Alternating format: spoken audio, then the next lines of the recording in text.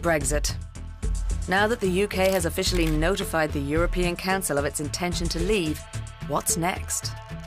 The next steps were agreed by all member states years ago and are set out in Article 50 of the EU Treaty. The other 27 leaders of the European Council adopt guidelines for the negotiations with the UK.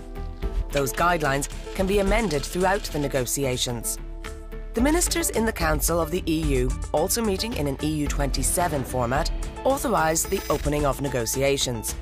They appoint the Commission as the EU negotiator and adopt negotiating directives. On behalf of the EU27, the Commission negotiates with the UK, reporting back to the leaders in the European Council and the ministers in the Council. The European Parliament is closely and regularly informed. For as long as the UK remains a member of the EU, it participates in all European Council and Council meetings, except when Brexit is discussed. After the end of negotiations, the consent of the European Parliament is required. The deal is then ready to be concluded by the Council. When the agreement enters into force, the UK is no longer an EU member, and the EU treaties cease to apply to it.